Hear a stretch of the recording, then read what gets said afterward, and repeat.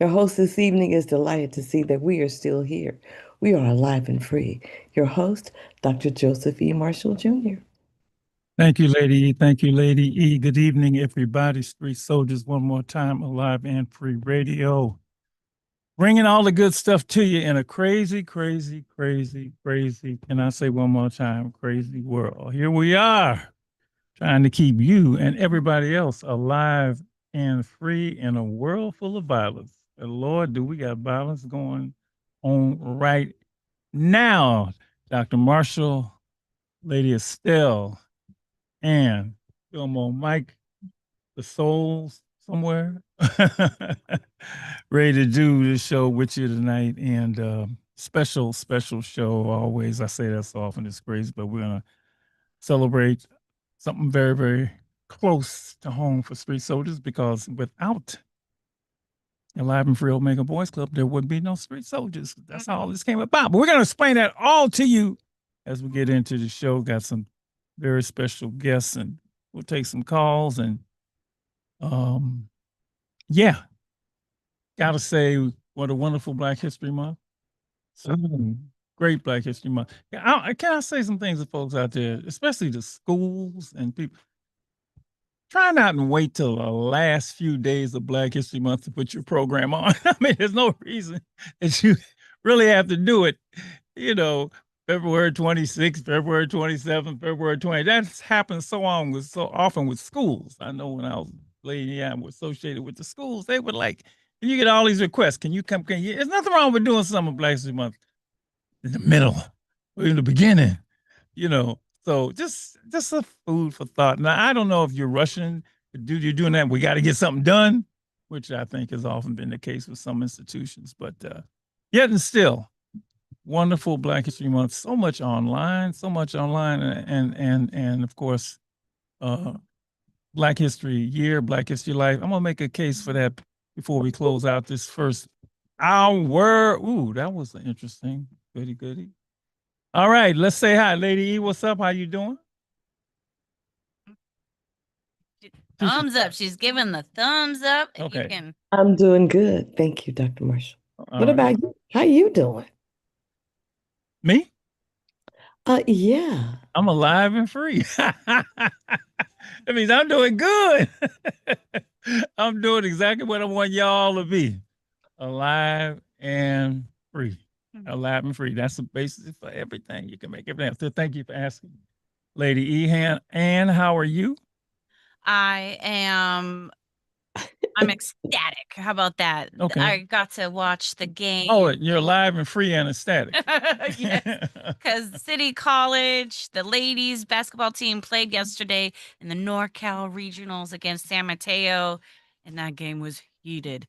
And in case you wanted to know, we won. It was 66-40. We are moving forward, and we want to celebrate our very own Treese Walsh, who is the MVP on this team. And yeah, go ahead and check out City College SF to see where they'll be playing next and who, and as they move forward. Yeah. So we're gonna, you know, everybody, you got to have a team in March. You got to have a team in March. It's nice when you actually have a team that you know somebody on the team, right? So Treese. Oh, yeah. And let me just tell you about this young lady. She is a first year at City College. Yeah. She's a hell of a little hooper. She went to Lowell High School, where she was the MVP of the team. Took them to the championship round. I think they lost in the championship game last year. So now we're gonna go all in on Patrice as she rides City College into the playoffs. But she was the MVP of the team. But also, you sent me something I didn't know, Ann. She was also, where is Ann's email? She was also, I'm gonna tell Mike this. She was also, what did it say? I lost. Oh, she made All State. She made All State second team. Treese. She's amazing. You gotta watch her. So I told her, you know, man, when she anyway, I'm gonna talk to some schools about it. She's a little baller. And Patrice, if you're listening, your textbook check is in the mail. He's the most I need some books. So it's gonna be fun. Let's see how far they go. All right. So what's going on with you? How you doing, my brother? You want to unmute and then we can actually hear you? That would make it easier, sir. Why he's not? I need you to unmute, sir. You're not unmuted, my brother. Help there. All Yo, right. a little bit slow today, y'all. Sorry about Yeah, there you go. What's up, Street Soldiers family. Yeah. Nice to see y'all again. And yeah, I'm glad you're talking about the North Coast section playoffs Yes. on right here. Playoff time in the Bay Area. Mhm. I just got a text from a buddy of mine who covers sports for the Contra Costa Pulse. All right. Pittsburgh High School soccer team is advanced. They won the NCS. Woo. And also here in Richmond, Salesian boys and girls, they won. All right. And, Wow. Richmond High boys soccer made it to the state championship as well, or state tournament as well. First game will be on Tuesday. So you got a lot of what do they used to say on the worldwide of sports? What was it, the agony of defeat on one side, and I can't remember what the other side was. Something to That's cause up The folk- thrill of victory, the agony of the defeat. Yeah. sweet taste, the champagne on the head, whatever you want to call it. Folks experiencing right now, but keep on fighting to get to the end, y'all. Congratulations on the victory. Great for the local sports. Oh, yeah. Well, and then since we're talking about sports really quick, Alyssa Liu has a new mural of herself in Oakland, California. Go ahead and check it out. It was done by the Illuminaries, who always do beautiful work. It's at Telegraph and 43rd in Oakland. It's beautiful. Oh, it is beautiful. Look at that. Oh, very nice. All right. Gold, our gold winner. So why don't you drop in your beautiful out in West Point? Better known as was it? Well, out in Bay Point, Yeah. formerly known as West Pittsburgh. We had the Why can't I complete. hear you? Hear him. Hey, I ain't muted this time. Oh, okay. All right. Now I can hear you. Okay. Yeah, you called it West Point, but I think you meant Bay Point. Bay which Point. Yeah. formerly West Point. West Pittsburgh. Well, yes. I was getting the point in the West a little bit. Yeah, we had a mural went up this week out on Willow Pass Road in Wow. Bay Point, and it was done by the multi-talented Vanessa DJ Agana Espinosa. Aw, And beautiful. yeah, she threw down out there. Threw it together in a couple days. It's on a Wow. big wall at a bar called the Bank Club up in Willow Pass Road, getting great reaction Aw. from the residents. You know, we had the idea to do the mural, you always hope it'll turn out, but I've been getting texts and seeing messages on Facebook how people love the mural and they appreciate it. And hey, all glory to God. It feels good. Aw. And tell them what it commemorates because it's significant what it does. Oh, it commemorates a few things. It's got a few things going on. It's really in honor of the late owner of the bar, who passed away. So he's on one side, and on the left side, we got a young lady reading the Contra Costa Pulse, and the headline is, exonerated 50 or Port Chicago 50 exonerated Yeah. Wow. to the soldiers who were court-martialed. I think it goes back to 1944 when there was Yeah, it an goes back to the explosion 40s, at yeah. Port Chicago. And they finally, a few years ago, got their justice. And it's got some other themes going on. But yeah, if you're in Bay Point, check it out. And special thanks to DJ Agana and her team. Agana, and like I do, she's got murals all over the Bay Area. She does great work. And it's a pleasure to work with her. Yeah. Around the world. Nice. Fitting during Black History Month. All right, let's get to this news, which is terrible. We're at war, folks. We at war. And unfortunately, I have to say we because I do live in this country. So, I mean, I don't know what this dude is thinking, but he just decided to go to war. All right, so we We in war. at war with Iran. And I don't even want to I don't want to use the words that he used because they don't make no sense to me. And they just crazy reading them. And the latest thing he said is even crazier. So the big thing, I mean, the main thing is that he just decided this on his own. He didn't consult Congress. He like didn't he's consult supposed to. anybody. He just like, Legally. and he has a way. Sometimes you don't have to get authorization from Congress, though. But I understand what you're saying. This one, yeah. When is sometime? I don't know about that, but I'm gonna let that go because I'm not really Well, when President Bush ready to get into went to war. He made his case before Congress. I mean, this dude didn't make his case. Right. He went and stayed. I agree. I'm not disagreeing with you. Bush, yes. Anyway, yeah. So, but you know, like I always what I've been saying since he got in office: be careful who you put in charge of your life in any phase, because you do something you ain't got no say in it. So yeah, this is gonna be. The one thing I will say is that, you know, when Obama was in office, he said that any president that attacks Iran has no negotiating skills. So, Or he- brain. Obama was going to do, but of course, you know, whatever. Anyway, you in it Speaking now? of, speaking of his words, I thought during the campaign his words were that he wasn't going to get us into any more wars, and Of that course. Kamala Harris was the one who was going to send your yeah. boys off to die. I thought I remember hearing that, but maybe Of I heard. course. I mean, He maybe I'm convinced- wrong. Maybe No, I'm you wrong. ain't wrong. He convinced these people that, you know, it's going to be America first, and we're not involved in any foreign wars. But, you know, he y'all gave him, He lies. y'all put him in there and said, you know, okay, we trust you. Mm-hmm. All right, lady, I know you ain't got nothing to say about this, because you're gonna just let this go. Oh no, I'm not letting it go, but okay. I am Yeah. holding back. Yeah. I like that. Holding back.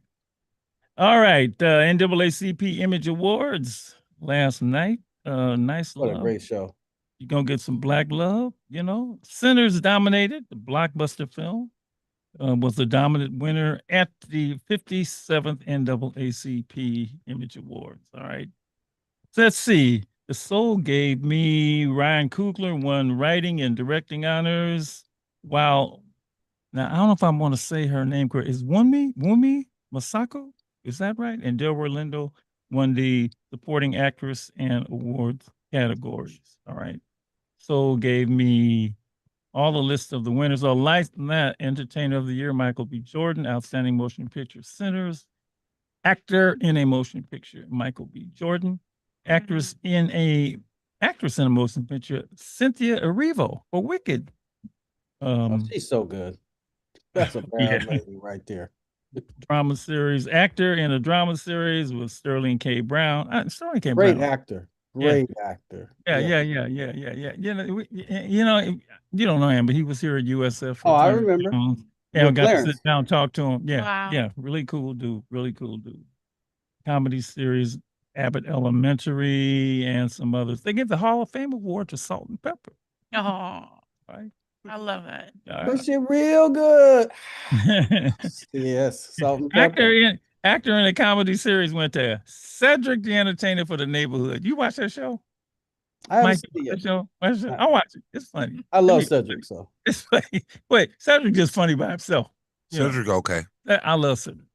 I give him an 8, 7, 7.5. Do you watch the show? No, Oh, okay. I don't watch hardly a lot. And Mike, what are you talking about? As stand-up or Stand up, I overall? give him a 7. Yeah. Okay, but Did y'all see Ryan Davis? He was like, "Who's funnier?" Or not Ryan Davis, but Ari Spears gave a shout out to Ryan Davis. He was like, "Who's funnier than this guy?" Name a person and stop. It's a thing that they do. I didn't see that. I've seen it before. I didn't see this. I know you would see it, Malcolm, but not. I'm sorry, I'm very random.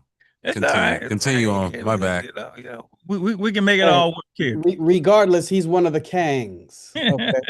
Cedric the Entertainer, one of the kings. One of the Kangs. Yes. I like where you say that. All right, and the President's Award went to Coleman Domingo. Another great actor. A lot of talented. You know, that reading it doesn't do it justice. Right now. If you have a chance, go back and watch last night's NAACP Awards. It was everything last night. Well, I know they gave folks sold Viola out. Davis the I can't remember the name of the award, but she was magnificent in her words. When Viola Davis speaks, you listen. Yeah, and I did. It's like Lady Estelle. That's right. On that, You listen. On that Listen. Yeah. You don't talk. Yeah. But I was on KTVU, like it or not. For real. Yeah. I like it. What'd you do? I was on. At one point I got starstruck. Morris Knight, you know Morris Knight. Morris Knight was there with me. Shout out to him. He one of my radio heroes. And so I was on there, man. I was like, what am I talking? Like, it's live TV. I have to make sense. And for like 12 seconds, I didn't make any sense. I'm like, I started rambling. I'm like, and I got it back though. I caught myself. Well, Mike, you talk live for a living. What was you on there for? Can you tell me? They just asked me. They asked me a couple of questions. You know? Like what? What did they asked me? Do you use social media and stuff like that? I could answer that for you. Yeah. I was on there. I was on there, man. Look, he cheesing, I man. was chocolate. Hey, Was you chocolate giving the was one-word better. answers? Like, Nah, yes? man. Come on, man. I know how Okay, to no, talk. all right, it man. wasn't that bad You then. know how to talk. I know how to That's what I'm saying. But I lost it. I lost composure. I'm like, what am I saying? Where am I at? Aw. You, Sometimes you get not like starstruck, but you have to compose you yourself. realize where it hits you. I'm on TV right now. TV, yeah. Yeah, You I have to almost stay lost it. present. Yeah. You have to stay yeah. present Yes. Yeah. and conscious Yes. on a greater level. Yes, ma'am. Yeah. Exactly. Because if you relax, Yep. you can just Right. lose your way. You Yeah, know? exactly. Did you caught yourself? I called myself. I was like, hold on, I got it. I'm trying to come back for another. I'm gonna them to invite me back. I came in there and told me everything. Yeah, what are you talking about, Fillmore? I want to play coach. That's like play coach. Put me in the game. Me in the game. You go. I'm in the game. Exactly. Exactly. First pass, you get hit you in the head. Then you realize, oh, come on, man, you better get it together. Hey, maybe this was the Congratulations, man. beginning. Oh, thank you. Appreciate it. You didn't get a little clip, did you, that we could see? Yeah, I got a clip. Oh, okay. Somebody recorded some Okay, stuff. send it to us. I got it. I'm gonna watch Got the you. first 15 seconds I did. I and held it detect down. what was going on. I held it And down. then I want to see transmission. Transition, not transmission. But now, see, are you on TV? He is right when you head on over to YouTube at Stay Alive and Free. Yes, go into. All right, okay. That's not. Thank you for telling us. We're gonna need an I autograph. wouldn't know. Got you. All right, Oh, all right. We got some more folks who's gonna be on. I see. Right now, let me tell you what we're doing tonight, folks. 39 years ago, February 26th, during Black History Month, the Alive and Free Omega Boys Club, at that time only called Omega Boys Club, was established. Yeah, and 39 years later, we're still here. It's hard to believe, 'cause that wasn't the, no, when you start something, you'll say, I'm gonna be here for the next 40 years or so, but we are. Myself, co-founder Jack Jaquan, put it together February 26, 1987, during Black History Month, which I did not know at that time, Fillmore, that was significant that we put this organization together, primarily inner city Black young folks during Black History Month. And I just want to give it a little love tonight, knowing that next year 40 is gonna be crazy. Gonna be the big one. But we just can't let this go as we wrap up History this month. At least acknowledging what's happened in those 40 years. And so got a few of the, as I call them, the Omegas, to just talk about the journey. I mean, it's been remarkable. A book, a documentary, all kinds of awards, a lot of scholarship money.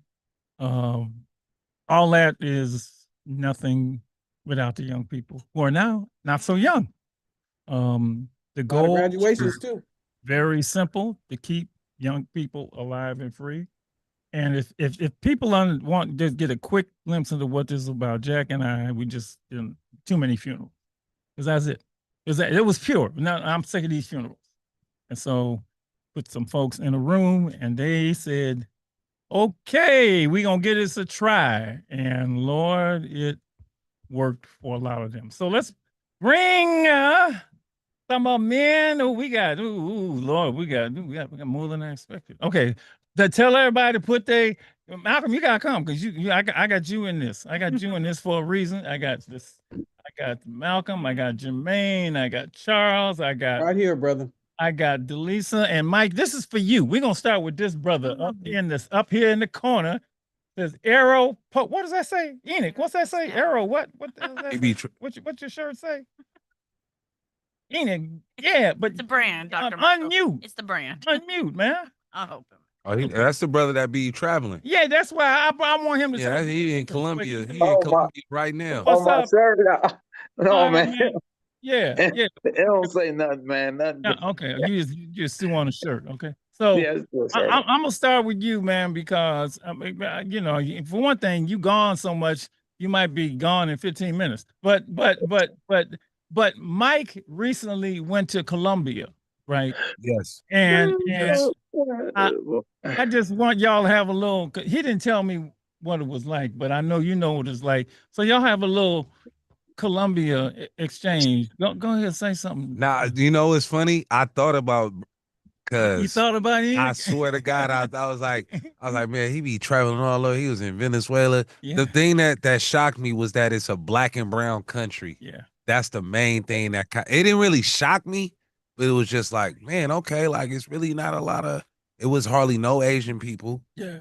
It was hardly no Caucasian. Yep. It was all black and brown and melanin, and it was just out there just speaking Espanol. You had a good. ¿Cómo te llama? I'm like, okay, hey, yo quiero Taco Bell. So one of the things we told them early on was the world is bigger than the block, and nobody has has exemplified that more than Enoch Hawkins, right? The title I always often use him is from West Oakland to the world, but you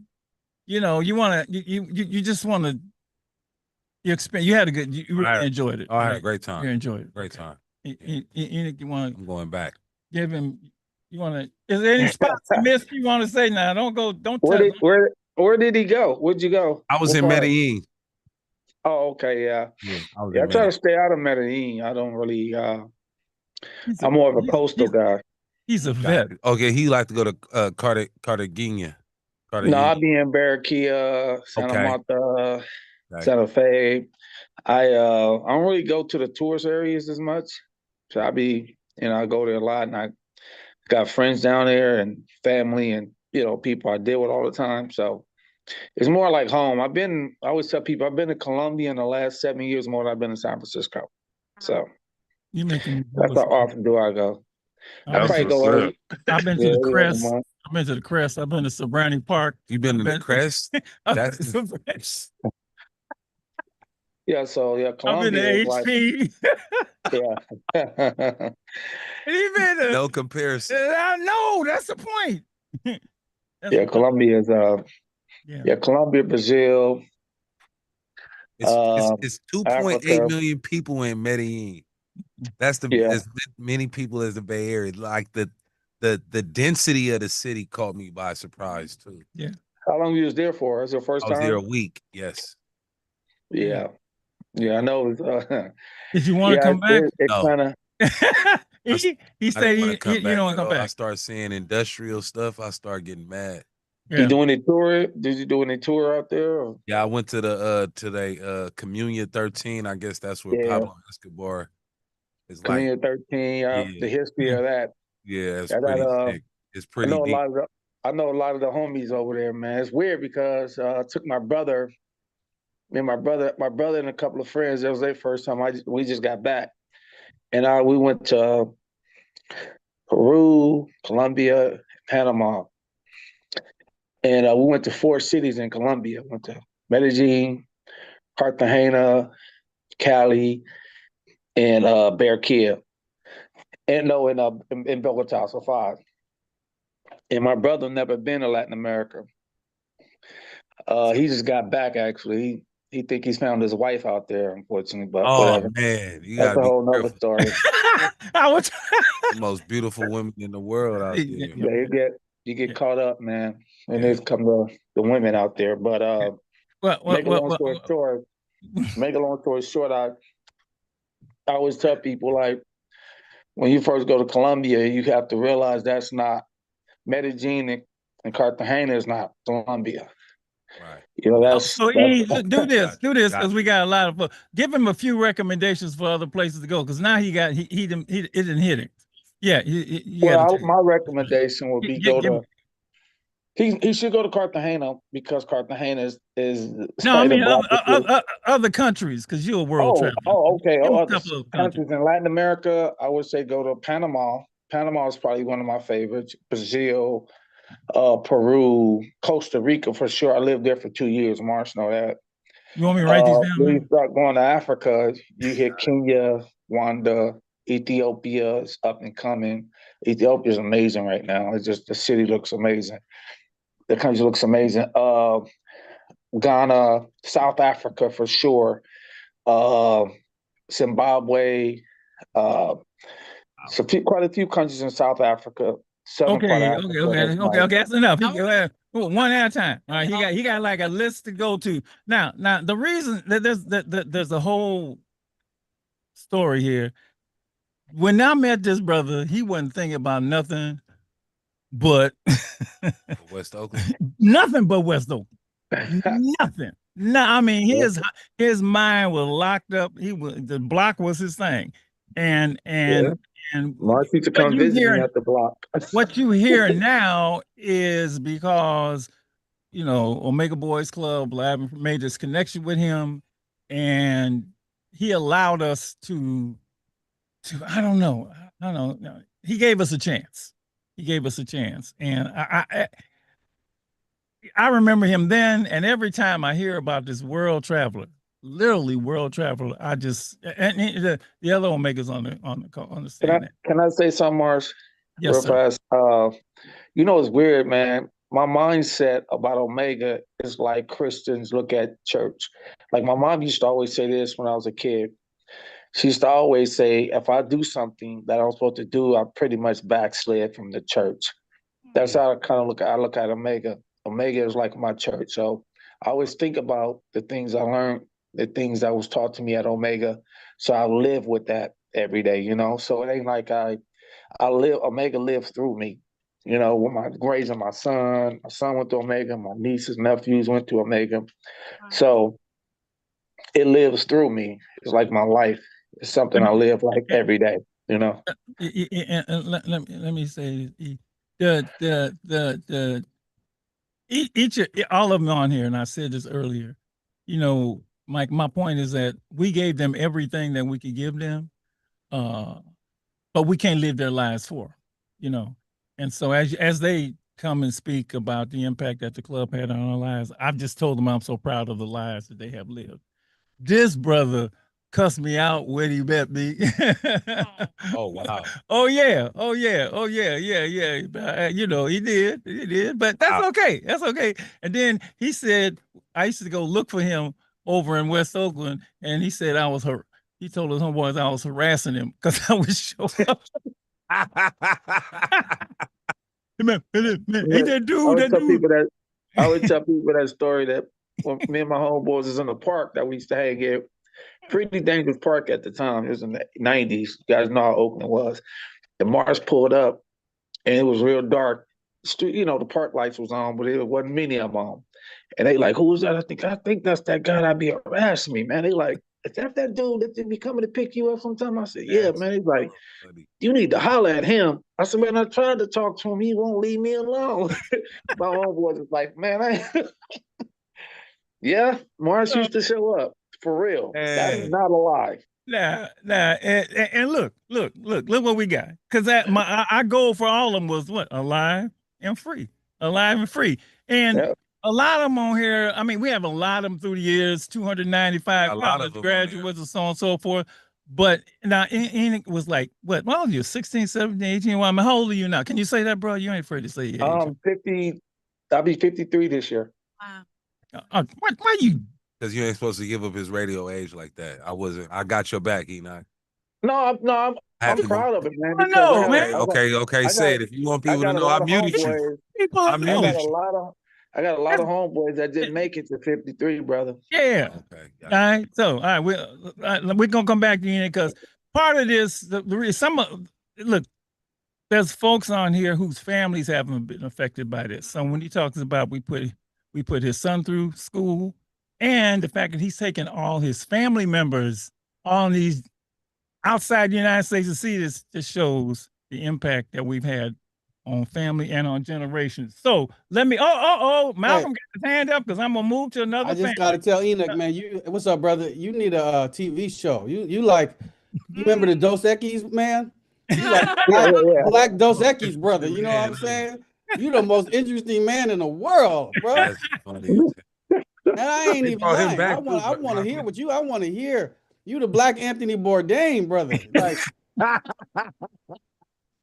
the weird thing is, I was traveling before black men started traveling. I was traveling in the 90s. Like I left in 1995, March, I think I left, and I drove to Costa Rica. That's before dudes, that's before all the passport bros, all that stuff. Marsh, remember? My Okay, ex-wife hold is on, hold on, Costa hold on, Rican. hold on. See, Malcolm done open up Anthony Bourdain. I'm just saying this. I like that. No, we're gonna have to get him a little something, at least a blog or something, because he's been there. All right, let me go to another family here. I got Charles Robinson and Delisa Ball. Charles Robinson and Delisa Ball. Family, and Charles has been on. All right, Charles, you want to give a little, because I want to get this little thing going on between you and your sister, and yeah, recreate what we did on Tuesday night. So go ahead, Charles. Well, what's up, family? Enoch, I see you, man. You see it. We there. So you know okay, what what's I'm happening, man? You see we I there. didn't want to put the Oakland on because they thought I was into something. But Doc, the family has saved my life, like literally. I was, everybody knows my story. I was committed to the youth authority for putting dynamite on a house, man, when I was younger. That's right. I remember when you told me that, I was like, damn. And it was the night I was the day I was supposed to get out. They gave me a 6-month time ad, man, because they thought I was dangerous. So, which I was. I mean, I was young and wild and from Oakland, so And Corey, Paul, Dre, and Zach came and spoke that night, and I was thinking like, man, I'm supposed to be out. I was just really about to turn over tables and start just funking with the Mexicans, man.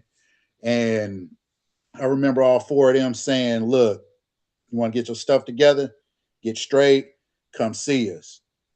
And we kept in touch. After 6 months, I got out and I was there. And that was 1998. And I ain't looked back since. Like, I ended up going to the Jackson State University, Jackson, Mississippi, home of the Tigers.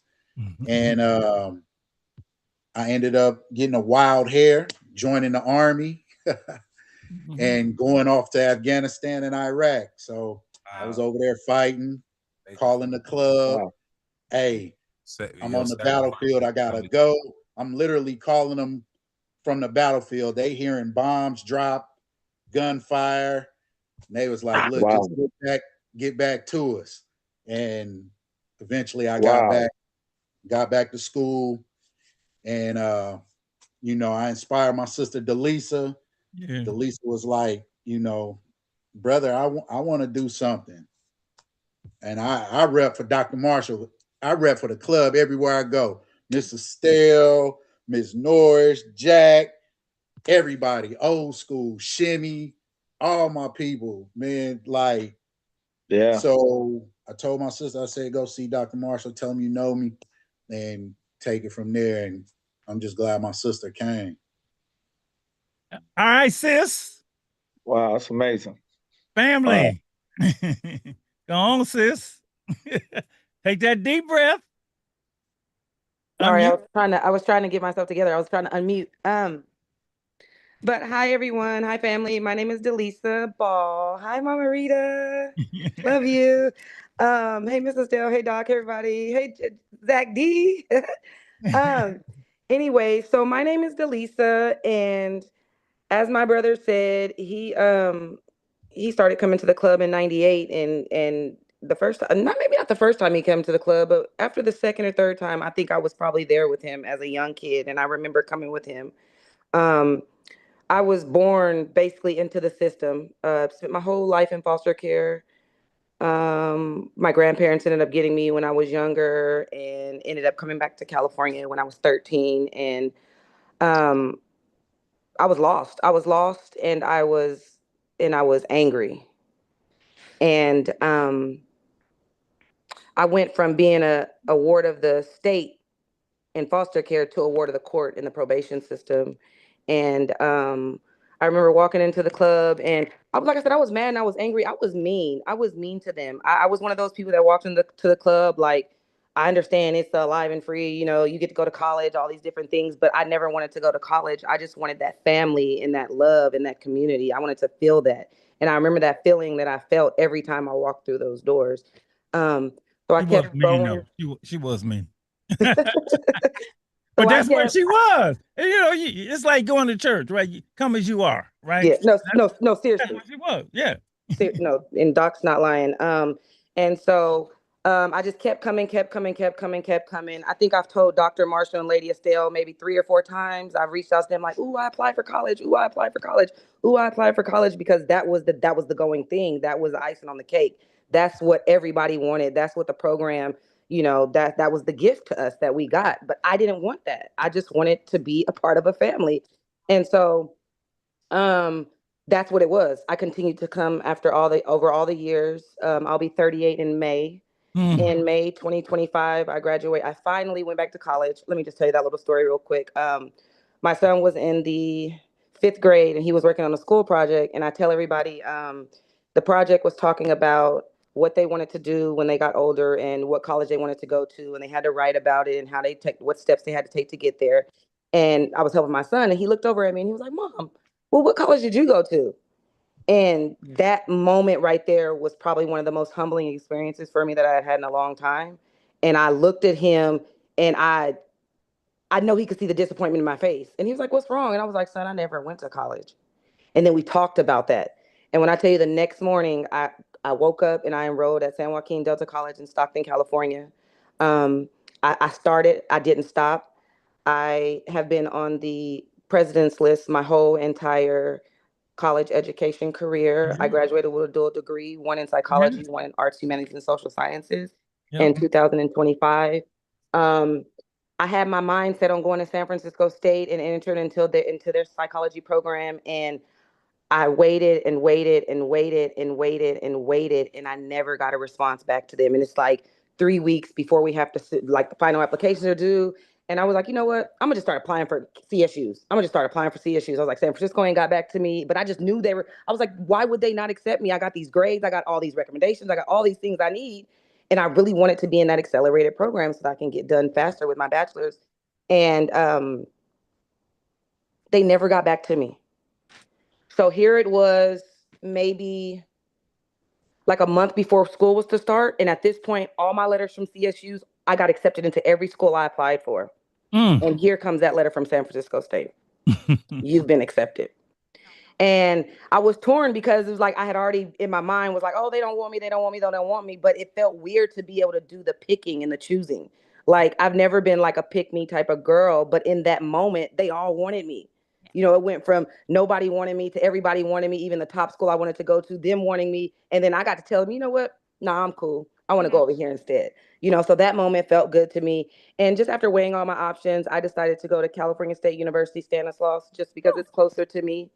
I am completing my junior year at Stanislaus right now.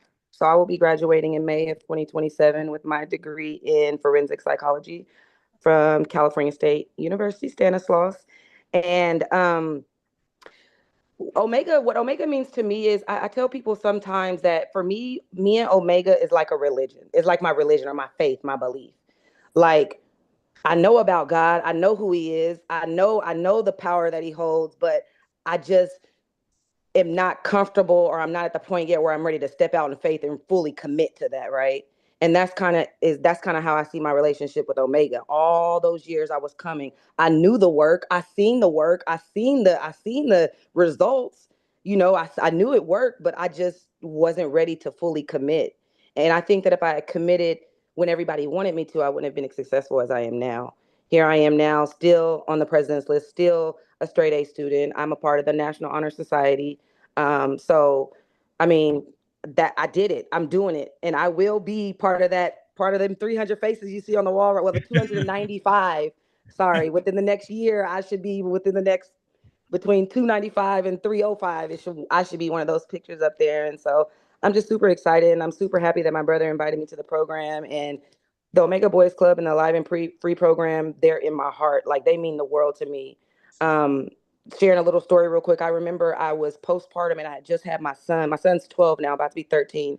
I remember I had just had my son and I was talking to Dr. Marshall and I was depressed. I was super, super, super depressed. Those are another one of those times where I enrolled for college and never actually went. And Doc was like just encouraging me and having Siobhan call me, Zach D calling me, Corey calling me, all these different people calling me, checking in on me. And he had been reaching out to me and I did not answer the phone. I did not answer the phone because I was just so in a rut. Like, I was just so lost. I didn't know what I wanted to do in life. And then I just had this baby. I was scared. And it had been like 48 hours. And before you know it, one night in the middle of the night, I get a knock on my door. And I'm like, I got this newborn baby. Like, who's knocking on my door at almost 2 a.m. in the morning? And like, Doc had put out an SOS on me, like, y'all need to get to her. Go check on her, lay eyes on her, make sure she's okay. Like, she ain't responding to me, make sure she's okay. And they showed up in that moment where I needed someone the most. And for that alone, I feel like I'm forever indebted to the club and to the next Omegas. And I'm super excited for the 2026 class, the collegians that are coming up. And I just want to tell you guys, congratulations, keep doing your thing. And it works. This program is real. It's real.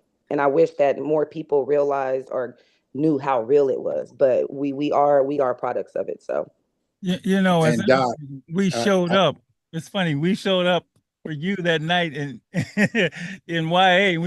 They showed up for her that night. The similarities are many, but talk about your sister, man. I know you want to say something, but say something about your sister. Man, I'm proud of my sister, man. Like, I seen her growth. I seen her.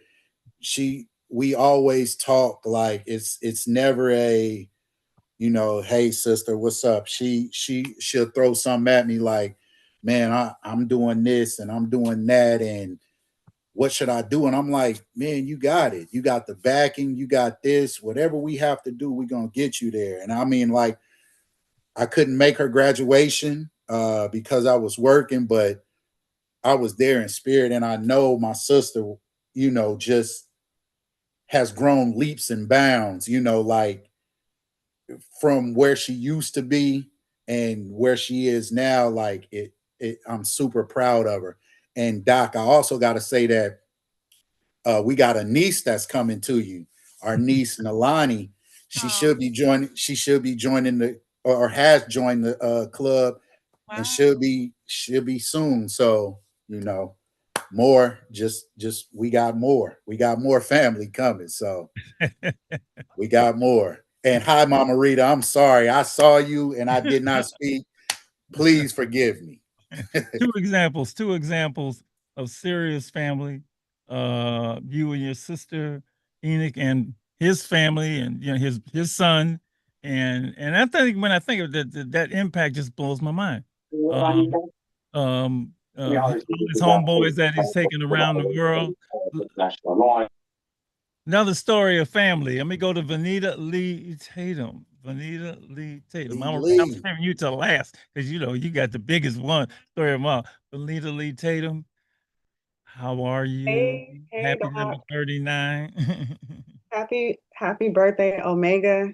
And it's great to see my brothers and sisters. What's up, Zach, Charles? It's great to see you guys. Yeah, so this is what I love about Omega. I learned how to speak at Omega just like this, just kind of open mic on Tuesday nights at the family meeting.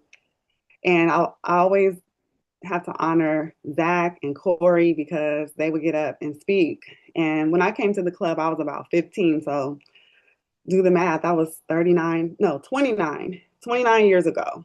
29 years ago. That was 97. And I was really inspired by the stories I heard. I mean, about youth, the transformation that had taken place. And really, my mother was fighting for my life. It was my brother and his wife, Dr. Chris Harrison, Dr. Nneka Allen Harrison, that brought me to Omega. They were college students.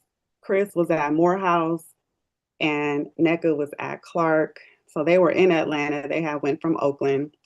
So I had these examples, but I was still very much unclear about my path. And when I came to Omega, my horizons were broadened just listening to the stories and about resilience and folks that had really been in some deep trouble. And I had been in deep trouble too, but I wasn't really vocal about mine. I was just really like sitting back and kind of taking it in. And really the requirement was to show up, which was really hard enough to be present every week. And I would catch BART and bus from Castlemont High School. I would leave school, commute to the city. And that was really my first introduction into San Francisco. And, I gained a lot of great relationships being there. But Miss Norris was just like a vision of beauty and grace. And she spoke so much life into us girls. I was in the girls program, and I came to value my life learning about women like Kimba Smith and what she had gone through. And again, persevered and gotten a second chance, and used her life and her platform to inspire other girls and women coming behind her. And we just learned principles. We learned how to value our lives, and that was something that really went beyond just being in high school and going to college and becoming a college graduate. I went to Chico State and I majored in multicultural and gender studies, and I studied feminist theory. And I just gained so much empowerment. And even after I graduated, coming back home, I had to start life for myself, and actually was in more trouble. I was a victim even after going through the program. After graduating from college, I found myself in a situation where I became a victim of domestic violence. And I had a baby, my daughter, and when she was 7 months, my family pulled up with a U-Haul truck and moved me out of my place. And I had to start life again. And I was really just like, where do I go from here? But I had these foundational principles. And I heard some people speak tonight about the faith of Alive and Free, like that being your foundation, and even a sense of community and like a church. I had that foundation to go back to help me to move forward. And even as a single mom, with these guiding principles, I continued, and I wanted to set that example for my daughter. And I realized that, okay, life is it don't stop. It's gonna be a journey. It's about the decisions I make, even through hardship. And I kept going. I established a career in finance, and I went back and I got my MBA. And you big time, girl. You big time. I did that as a single mother, raising my daughter. She's now in college. She's 19. She's at Fresno State. She's studying sports marketing. I'm proud of her. I'm proud of this legacy, to be a part of this 39 years of Alive and Free. And now to be paying it forward. And we know the more we know, the more we owe. Yeah. So, being brave enough to share the things that we've been through. Charles, when I hear you speak about your story, like they say, you don't look like what you've been through. I know I don't. And it's shocking for people to hear even these little bits and pieces about our experience. But even as we grow through life, we have the foundation, our North Star, and the principles that Alive and Free has taught all of us to keep going. And at this point, for me, it's all about the give back. I love working with young people. I love sharing my story. And each time I speak, I find more courage to do so because there's a lot to it. Hold on, let me tell Mike. Mike, she's the vice president of a bank, man. She big time. Okay. Gotcha. And Dr. Marshall be hyping me up, which I appreciate. Serious. What bank? What bank? Bank of the West? She can tell you if you want to. Yeah. I work for a socially responsible bank. It's called Amalgamated Bank, and Alive and Free is one of our clients. And the first thing she did is like, maybe put some money in the bank. More move. Listen, let me just say this. Let me just say this, because we got to go break and come back. Let me just say this. Your brother and your sister-in-law were the gateway for you. Yes. And there's so many of these stories that are family stories. I mean, it just, Chris and Nneka got me. I mean, it's just I trip. When I think about the mothers and daughters the generations, right? The fathers and daughters, the mothers and sons, Nisi and, you know, her 2 kids that went to college. I didn't expect that part of it. I didn't expect that. And, you know, individuals, but, you know, then they have kids, they have family, they tell them they're coming. So it just hit me how this thing has traveled, you know, to affect not only the Omega family, but their personal families, And it's just been just astounding. Is it, do we got to go to break? Because I want to make a statement before we go to break. Is it time? I know we got to go. 1 minute. Yeah, time? 1 minute. 1 minute. Well, let me do this for a minute. Okay. We're going to go break, but I'm going to make this statement about Black history, everybody. All right. Let me tell you. Some people thought, I saw this wonderful statement about Black History Month online. Some people thought February 28th was our cue to wrap it up, pack away the pride, return to regularly scheduled programming where we're seen but not too seen, heard but not too loud, successful but not too threatening. However, this February has threatened us. Listen to this. This is what happened in the month where we're celebrating Black history. The highest office in the land posted a video depicting Barack and Michelle Obama as apes. A racial slur was broadcast at the BAFTAs while Black creators were meant to be celebrating historic wins. Congressman Al Green was physically dragged from the State of the Union address for holding up a sign that Black people aren't apes, and people cheered USA as they removed him. And we lost, of course, Reverend Jesse Jackson, a giant who marched with King and kept hope alive for generations. All that in 28 days. If anything, this month reminded us why we can't afford to shrink, why visibility matters, why taking up space isn't vanity, it's survival. Every attack was confirmation that our presence still unsettles people, which means our presence is paramount. Our Black excellence isn't seasonal. Look at this excellence right here. It doesn't need a designated month to exist. It doesn't require permission, a hashtag, or corporate approval. I love that. It is every single day. All right, let's continue to be Black, proud, and conscious the rest of the year. We're going to be that way all year, y'all, so it ain't over in February. We're going to take a break. We'll be back, and we're going to have more. Keep celebrating Alive and Free Omega Boys Club with us. We are going to head on over to YouTube at Stay Alive and Free. We will see you over there.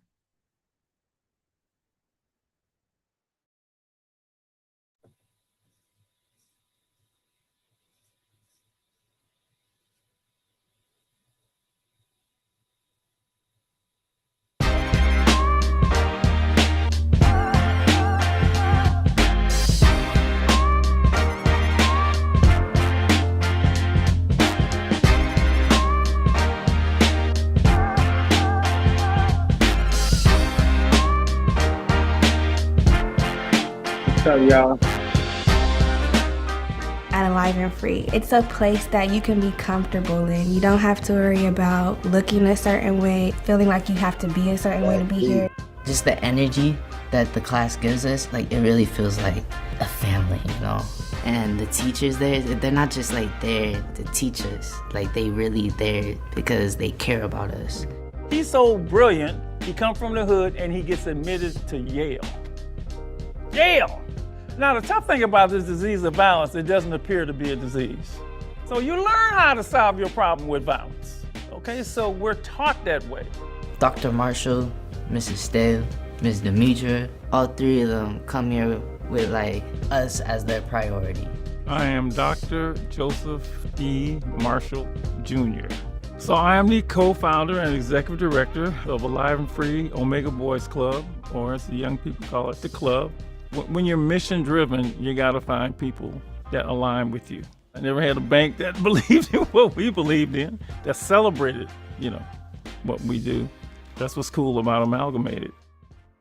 Alive and Free Omega Boys Club was founded in February, Black History Month of 1987, which means it is now 37 years old. I was a teacher and administrator in the San Francisco Unified School District. Jack Jacqua, my co-founder, we were both at Potrero Hill Middle School. I like to say that Jack and I have been together longer than most marriages. We're probably obviously we're opposite. I'm Black, he's white. You know, I'm dressed like this. Jack don't dress like this. He's in the jails most of the time. He gets kids from the system and gets them here. I'll always tune in to Jack's stories. He's very interesting. He's very passionate. You can go to any neighborhood and everybody knows Jack Jaguar. We look at violence from a health perspective, from a medical perspective, so I'm like the doctor of violence prevention. Because some people want to get infected. Some people want the disease because it don't look like a disease. It looks like a way to be somebody.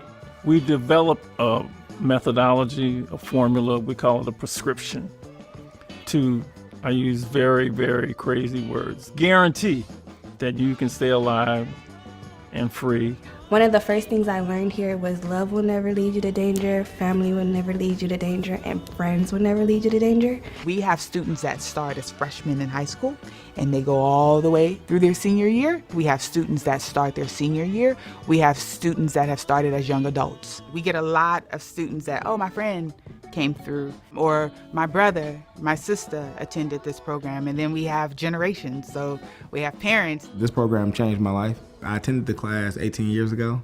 My daughter, now she's here attending the class. She's a senior in high school at Dublin High. I just want her to be able to flourish and experience all the good things that I experienced. And she wants to go out of school out of state also. The end of January is where the college prep class starts. It allows you to then apply for the scholarship, and then we support you for the 4 years of college. You do the right thing, I'm gonna help you get into school. I'll help find money for you to go to college. They help you execute your plans. They want to hear about your plans. I actually just got accepted today into Tuskegee University and Southern A&M. 37 years later, 278 college graduates. Something we began to do later on. We discovered that, hey, it's time to add a financial component to this. Walk me through 2 weeks of how you spend your money. And they have to literally do that exercise. It's a very emotional process. We're dealing with the emotional parts of money. One of the risk factors when it comes to violence is material values over people. We put the people first here. And it means you're really, in many ways, operating differently from the rest of the world. On all levels, I'm looking for people, entities, banks, you name it, who share the same values, who want the same things. Find a bank is one thing. To have one of mine be a vice president of a bank is even better. It's gonna be good, and we're gonna keep it going. When I think about being alive and free, I think about being able to do the things in life you want to do with no restraints. If you know what you want is right and what you stand for is right, you can really do anything you put your mind to. Remember, I made the commitment to send these young kids to college and didn't have any money, and the money came. And all I had was faith, and the faith has been rewarded, 100-fold. And I think that's gonna help save us all.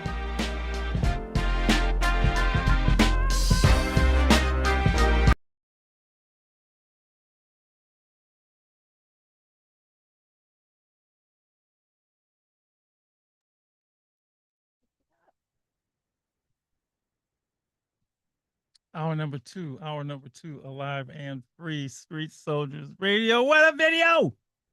What a video, what a video, what a video. We are celebrating 39 years of Alive and Free Omega Boys Club.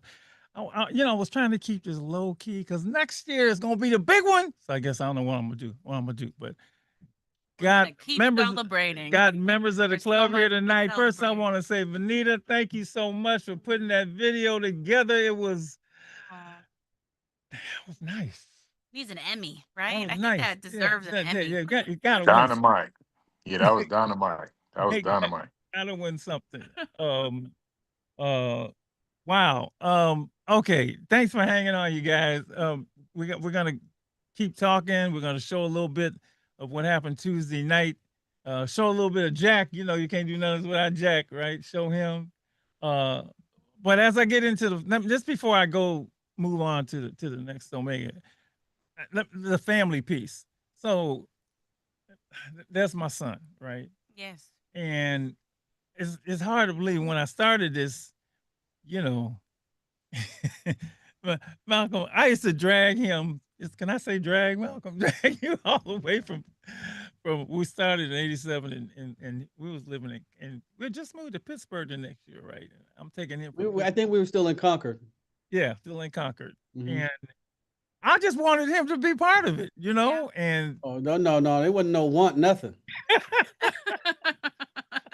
We wasn't wanting about it. I didn't have no choice. Let's just keep it how it was. And Jermaine, I didn't want to go at first. I know. Because first it was just far. I was like, I don't want to go all the way to the city. And he was already out there because he was teaching, so I had to take Bart in the bus. Man, why are you doing all that? And you know how Pop, when he gets serious, he's like, "Oh no, you gonna do it?" You know, I'm like, all right. Yeah, right. Yeah. You know, okay, I changed my mind real quick. You know what I'm saying? We gonna figure something out. And you gotta remember, it was the '80s, y'all. It was the late '80s. Like, the 22 was scary. Okay, I was scared. It was a little different back then. Oh yeah, I was scared on that bus sometimes. Okay. It was hot, and in all seriousness, it was the late '80s, y'all. It was hot. Everybody knows when Omega started. Yeah, you had the AIDS epidemic, you had the crack epidemic, heroin, and we had violence. I mean, it was hot. People who don't remember how hot it was in the Bay Area. It was 250 murders in Oakland, 150 murders in the bro. Yeah, bro. Yeah. Wow. It was going down. Yeah, straight up. And in the midst of that, and we didn't know at the time. Here's the funny part, Doc. I think you'll agree. I don't think you and Jack, you didn't have the formula figured out then. You didn't know what you were doing either. You guys just said we're gonna do something. Yeah. Something. Yeah, right. Yeah. But for us as young folks, to me, I always say Omega's the Underground Railroad. I mean, that's how I look at it, right? Wow, that's real. And we didn't know at the time, but we were actually going to meet with John Brown and Frederick Douglass. You know what I mean? Straight up, yeah. But we didn't know that. You know what I mean? But that's right. Really We didn't realize it at the time, but it was like, and if I could add something real quick, it was like, dude, back then we was like, man, why y'all don't do this every day? We need to come up here every day, just not 2 days a week. We need to come up here every day. But that's how serious it was. It was like, yeah, we need though. this every day, man. There's too much going on out here in these streets. There's too many people dying, and we need this every day just to help us keep afloat, so we can try to help other people out too, because that's what y'all taught us. Malcolm, what was it like for you? I mean, those early days when you came, what did you see when you came? You're what? Like when you were 15? 16? I was 16, 17. Yeah, 16. What kind of impact and impressions did you did those? Oh, it was mind blowing. I mean, again, I don't think people who don't understand, haven't been to the club, don't understand it. Even if you hear the radio show, you're like, okay, this dude's a little crazy. I'm talking about you, Dr. Marshall, or they're like, oh yeah, he's positive, or they have some buzzwords. You don't really understand how different of a world to like the TV show Omega is unless you're inside it. Yeah. We wouldn't be the people we are without it. It's that simple. It was, so those early days, yeah, it was like you and Jack were social scientists, and it was like make great black people factory. I don't know what it was, but it was just one by one, piece by piece, brick by brick, and people would fight. And I mean, fight against it, of course. We all fought against it at first. And then little by little, we were like, okay, maybe that makes sense. And then, I'm cool. I don't want to come back. Then you come back and you get a little bit more, brick by brick, piece by piece. This dude is crazy, man. Leave me alone. I'm going to come back. Let me get a little more. You know what I mean? And then before you know it, you're a different person. And, man, Omega's everything. It's the foundation of what we are. It's just life-changing. And I'm not, this isn't hyperbole. If you didn't go through it, you just don't understand. And and this is my son, right? So but I mean, everybody here knows I'm saying the truth. Spot on. Yeah. No, I wanted to give all this to him. I'm giving all the others, and he was like, there's a story, and I'm gonna go to Zach and Jermaine in a minute. There's a story. One night we were leaving the club because and then I drove everybody, but I had to drop somebody off, and then me and Malcolm had to go back to Pittsburgh, and the route took me through the Berkeley. I dropped somebody off in Berkeley, and I was driving around, and I got pulled over by the cops. And, I know what it was. I was sleepy. I was tired. So the cop pulled over and said, "You was weaving, man. You was weaving." So you get out, and he wants me to walk the line to see if I'm inebriated, right? And so I walked the line. Then he looks in my eyes and said, "Well, I think you've been using drugs. And Malcolm got pissed. I said, "My dad don't use drugs." "What you talking about? He don't use drugs. He runs Omega Boys Club. He don't use drugs." The cop didn't care. He put me in the cop car. Did he put you in the car with me? I don't remember. No, I had to just wait on the bench, but he locked you up. You had handcuffs, I think. I was hot too. He drove me all the way across. He drove all the way across town, left the car there. Put me in jail. Not mom gonna be mad as hell, right? Because you got our son. But man, it was like, Doc, I'm gonna tell the story a different way. We was riding in a covered wagon. We have 4-5 brothers in the back underneath. Slave catcher done pulled us over. Oh my God. Where are you going, brother? Where are you going on this road? Hey, I'm just going to see my family, sir. I'm just going to see them. That's what it felt like to me. I was hot because we were on a mission. That was one night, but all of us were on a mission. It wasn't just going to a meeting. Omega was life. And then this officer, go accuse you of all people, and I'm like, man, you better get out of my way. Come on, they let the angel out the whole crowd, and now you want to. It's like, come on, man, stop it. So I spent the night in jail, because he wanted me to, I don't know, get it out of my system. Of course, there was nothing in my system. We was in Berkeley up by the Claremont.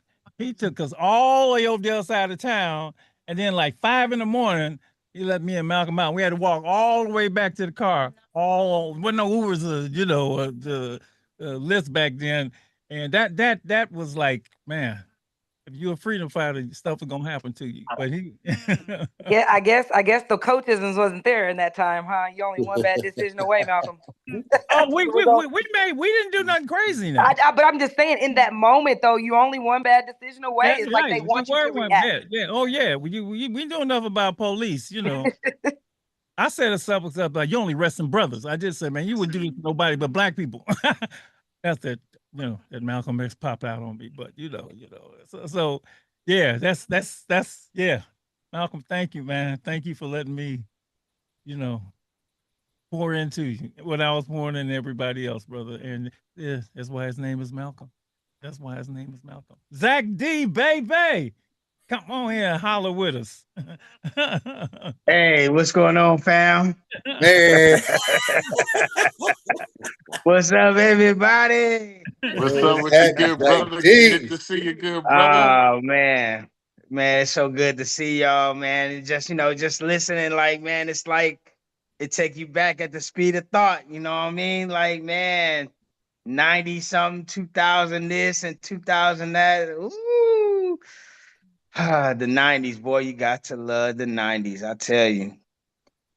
But man, Omega been, so for the people who listen in and who heard a couple of people talking about how the Omega Boys Club is similar to a religion, and is, but I just want to help you with it, like the Omega Boys Club for me, and I'm sure I can say the same thing for a lot of people, more than just the people that's on here, but the Omega Boys Club was commissioned to be that source of light in our lives, to, to bring us to where we needed to be, right? Like to put us in a place to be able to even receive God on another level You know, man, I mean, just when you understand that you can't put God in a box and he can use even a rock to, you know what I'm saying, to cry out when or to praise him when everybody ain't doing their thing, understand that he used the Omega Boys Club to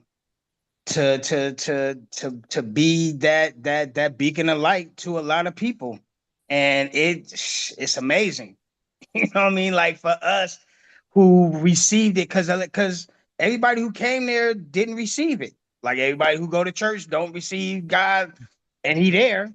Everybody, you know what I'm saying, who come to Omega didn't receive it, but it was there for him. You know what I mean? Like and again, just God is good and everything about the Mega Boys Club is good. You know, and so when parents drag their kids to the Mega Boys Club begrudgingly, it's because I hear the good that they telling these kids, and I hear the good that, man, now like even they peers as a parent that's telling these kids like, man, I need you to get some of that.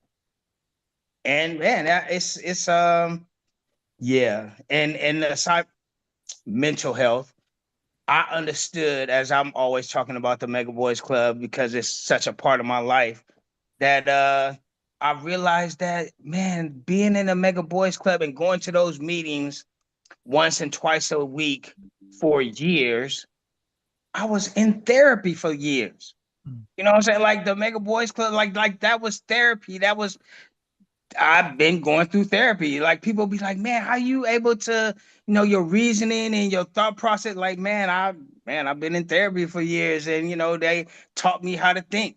You know, period. To act like to teach you to think is a wonderful thing. When you always in constant thought and think deeply and thoroughly about any and every situation, it's a wonderful thing. It's a beautiful thing, man.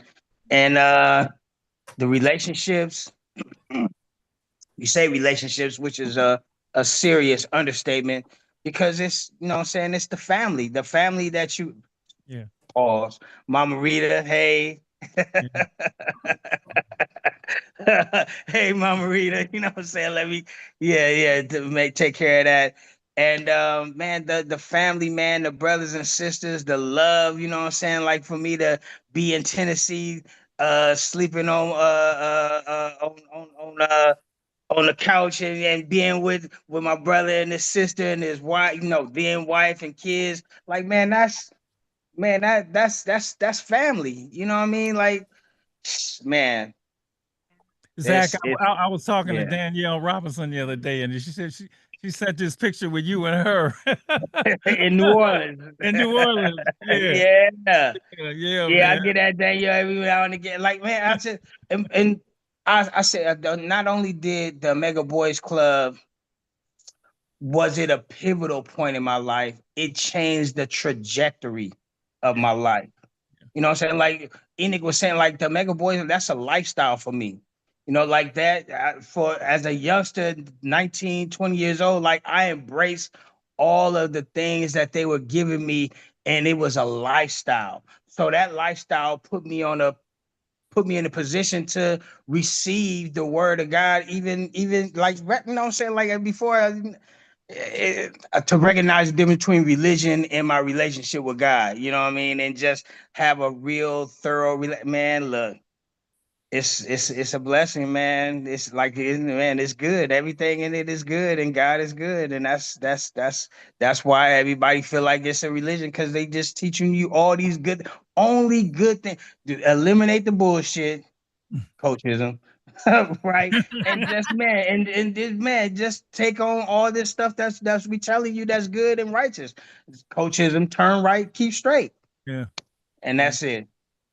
You know, I've heard therapy, I've heard religion, but if you think about what our people have been through, you know, that we aren't aware of, you know, what's the Dr. I can never say her book, right? Joy DeGruy's book, Post-Traumatic Slave Syndrome. All of that stuff that's in our collective unconscious memory, but that's conscious. The PTSD that we face in our neighborhoods, the shootings, all of that. And that the club was a space to escape that. even if you was out banging, you was out selling, you was out there, that wasn't gonna happen. This was a place where you could bring all of that and be safe and just hear something different, And luckily, I and Jack knew enough history and just to put it on. You say I always say, and you heard it, we just give young people something to think about. Just something to think about. Let me say this also, like, Doc, before I go, or before we go to the next, I should say, but with you and Jack, like you say, completely different people, but both of you cared so much. You love so hard that your love made action and you had to do something. You was just compelled to do something, right? So that love that you both displayed more than 39 years ago, because y'all was doing it in the classroom or after school, and then so much so that you did it after school 39 years ago.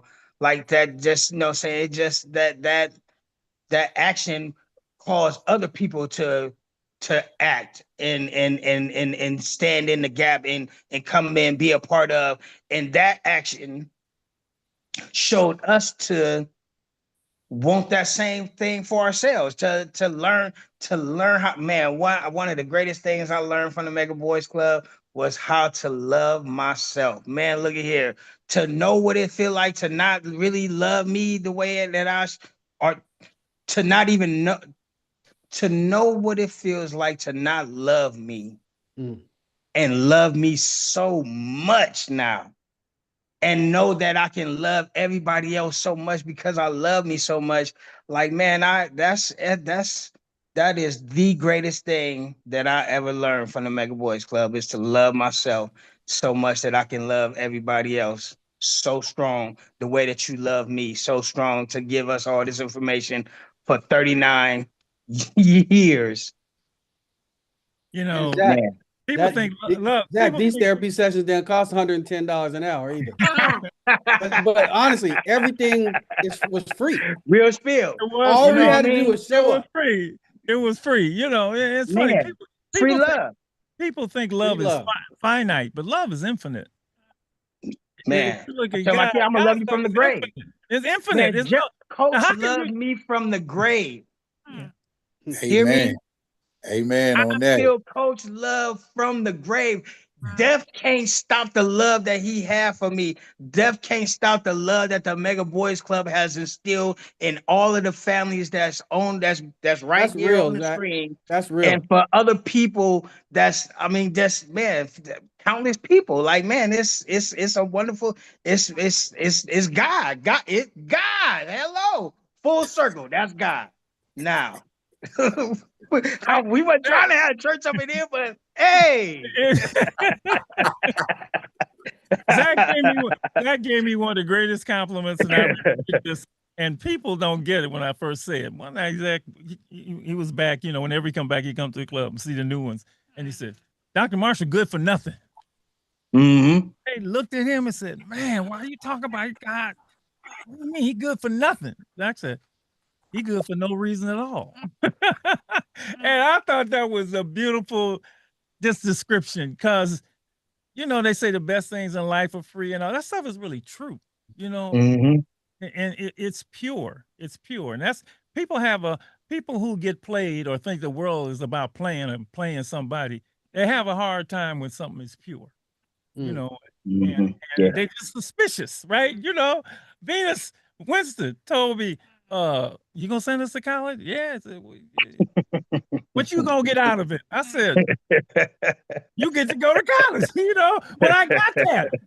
She grew up where you must want something. Nah, baby, I don't want nothing. I'm gonna go to Jermaine. Zach, man, look, I'm taking this on the road. Y'all gonna make me cry. So I want to say one thing. Zach D, Anita Lee, Charles Robinson, Malcolm Marshall, Jermaine King, Lisa Ball, Enoch Hawkins. I don't care if you ever went to college. That was just something was offered. I just wanted you to be alive and free. But let me say, y'all are wonderful parents. Y'all are unbelievable parents. I know each of you, and I know your kids, and I know the work you're doing, because the most important job in the world is being a parent. That's it. Teacher second. But I used to say that Jack and I got in this business because a lot of families were in disarray, right? And I had to become. Jermaine still called me his dad, right? I had to become dad, right? Pops. He called me Pops, right? But see, with y'all, I get to be third Pops. I get to be community Pops. Y'all, I mean, just to see what you have done with your young people, because family is the basis of everything. Family, and like I said, that in itself, watching your children around you has been. What can you say? You can't say nothing about that, except that's it. Jermaine King. Hey, good night, everybody. Good night. Yeah, good night. Good evening, everybody. He tired. He work hard. ATC in the building. ATC. That was Jermaine's rap group. ATC. Him and Phil. Him and Phil and Greg. And Greg, yes. That's yeah, right. yeah. I don't know why I remember all this stuff. Hey. Man, because you was right there. You was right there. But yeah, man, I just want to congratulate everybody. Shouts out and love to everybody, and for all your accomplishments and all the obstacles, all the barriers you done had to go over, come through, go up under, and whatever you had to do to make it. You know what I'm saying? And that's what Alive or Free and Omega has taught us, and they done always been there for us for like that. And yeah, I wouldn't be here today if it wasn't for them, just like everybody else. You know what I'm saying? So it's something that we're gonna keep pushing, and it's not gonna stop, and we're gonna keep it pushing forever. I don't know if everybody know my story or whatever, but I mean, Doc, Pops, Jack, Ronnie Hatter, Preston Worthy. I mean, mamas, so many mamas been there just to support us. And you know what I'm saying? Because everybody doing a good thing to try to make sure that we can keep it pushing and keep it striving, not only as an organization and not only as, you know what I'm saying, a fraternity or sorority, but as a people, because that's what we got.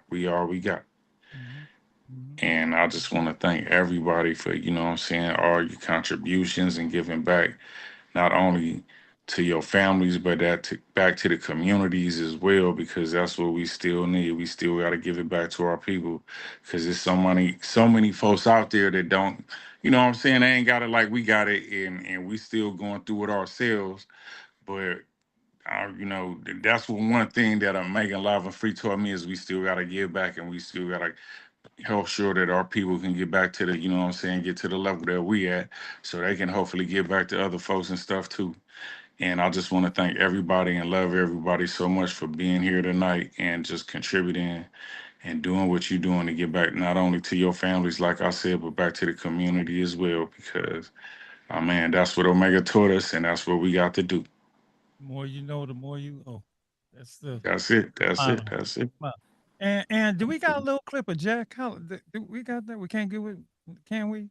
Because everybody, if we can show, we can't show it. Okay, it's not that good. Okay, all right. Well, I know. We'll see. All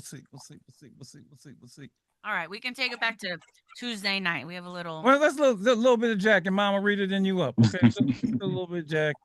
Yeah, because everybody, I'm here. Jack ain't here, but so let's see the other half. Lord, we got him. Personally, I'm not really into anniversaries. That's personally me. Because what we do is every day. Yes. Until victory is ours, and I don't think we're close to that at the moment. And that's what we've always tried to deliver here. There's a family of people who are all out there reaching one, teaching one. And it really works if we all do it. And so I thank you who do it. There's a lot of you here, majority of you here, do just that. You take the message and put it into action. Because the message without the action is weak. It's the action that follows the message. So I want to thank you. Okay, yeah. They give you a little glimpse of, and Jack been like that since I met him. Man, I almost had tears in my eyes, Doc. The boy don't change, man. One of the most special human beings ever on this to walk this Man. earth, right there. Hey, the message without the action is weak. If you ain't got the action behind it, you ain't saying nothing. He don't play. He's exactly the same. Jack is fired up all the time. Give you a checkup from the neck up. I mean, look, he is amazing. You'll never. I ain't gonna say you never find. He's one of a kind. When y'all agree, there's only one Jack Jaguar, and he is. Man, he's been to the hospital. We lost him a couple times. He flatlined, and all Jack can think about is, man, can I get back? Can I get back? And I said, Jack, it wasn't ready for you. It wasn't ready for you. He's a little unsteady on his feet. But when the lights come on, Jack is there's nobody like him. Nobody like him. Man, just seeing that got me. Let me just say, we've had so many people, and Lady's going to come in and do her thing. Well, when we wrap up, we have so many wonderful people who have been part of the staff. Ms. Norris for all those years, certainly Coach Wilbur Jiggets. Oh my God, the grandfather who gave us all those coachisms that we use in the early days. Ronnie Hatter and Preston Worthy and them and. But all of them believed in y'all. All of them believed in y'all. All of them believed in you. And people ask me, how you know this thing works? Well, look, they're alive and free. You can't tell me when y'all start to look, when they start talking, I'm 50 something. Man, look, brothers was 9 to 25 back then. Okay. Brothers was celebrating their birthdays at 21, 22, 23, 25. I ain't gonna live to be 40. Right. And look, Pops, when in the thick of it was 18. When I was like 16, it was 18 back then. It was like 18, 21. Yeah. Dropping like remember, you used to have that saying. It was like by the year 2000, it was about black men. Yeah. Half of all black men will be this. I don't know where they got that, but you used to hear that all the time. Hey, before I knew what a martyr was, I just remember thinking that if or when I get shot down in the streets of San Francisco, I just hope that it sparks a revolution and people just get fed up. Like that's it. That's the last straw. Like we got to do something about it. Like I just remember hoping that my death would be, I hoped to be a martyr before I knew what a martyr was. Man. Yeah, it's a good thing we didn't know what we was doing. Really, you gonna do what? You gonna man? Look, I ain't even think about it. We just I know what Tuesday night, everybody coming. We gonna find a way. We gonna find a way. Mama Rita, we coming to you. You talk about it, family. You have been the mama of the club. Yes. And you Mama Rita some love. Mama Rita. I remember the day I met Mama Rita. It was at the neighborhood house, maybe about 1989, coming in. I heard about this organization and she decided to bring her oldest daughter there, and she knows why she brought her there. And it was, she wasn't doing all this stuff, but she wanted them to be. So, Mama. Yeah.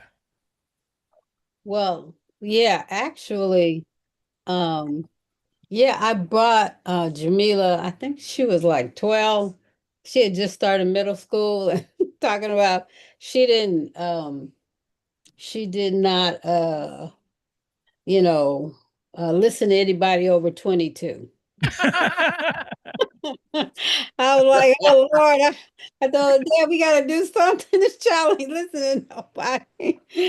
Anyway, it's so good to see all of y'all. It really is. My whole Omega family. I always keep you guys in my prayers, even though I don't see you on the regular.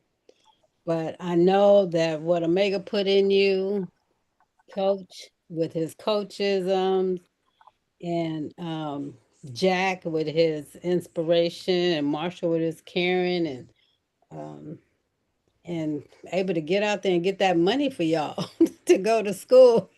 I know you're going to be all right. I'll just hold you in my heart all the time. And I'm just so thankful that Jack and Marshall got together and created the Boys Club to be the inspiration to um, open young people's minds. And then bring in Miss Norris and Miss Estelle. And there was another lady, I can't remember her name. She was a psychologist that came in the early days around the time that Preston and stuff was there too. And even for my own self, because some of my friends' kids were getting killed on the streets in Bayview. And, you know, my children are just getting started in the middle school. And that first year in middle school, um, like I said, Jamila was already acting up. So it was such a blessing to come. I think the first person I talked to was Preston. And I just was so glad because even going to church and our family members were not getting through to some of our young people in the church and even in my family talking, you know, to my kids. So it was the young people at the boys club when I brought Jamil that first night. We weren't in the little room, we was in the auditorium at that time. And her just hearing some of the young people's stories and everything, there was a true shift in our communication with each other.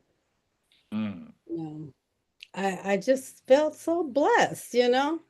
And I was like, as I kept coming and I brought Layla and you guys were helping to build them a positive peer group, you know, and sharing with them, the young people were sharing with them. And I was just so thankful to see the difference, you know, not just in my children, but also the young people that I seen coming to the club.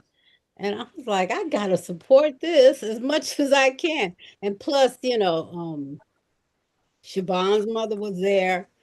And at the time, there was another lady that was coming pretty regular during that time.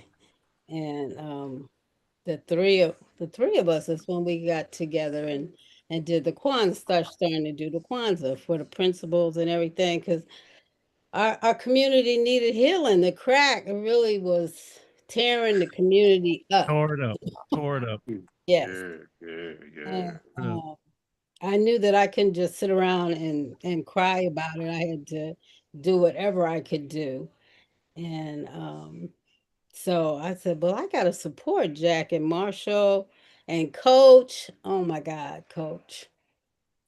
It just makes me want to cry when I think about Coach because he was such a giving man too. And for all you guys to come together and your energy and your dedication and your love for the community, um, it it reminded me of, you know, um, everybody coming together for the good of everybody. And we used to have that. But I think this European way of thinking is individualism, you know, me, and me, and forget everybody else. And which is shown with this administration that we have up there in the White House at 1600 Pennsylvania right now. You know what, Mama? Let me just say this. That administration is the opposite of alive and free. I know. That's what I'm saying. It really shows. I don't even have to talk about the hood. I can talk about the hood.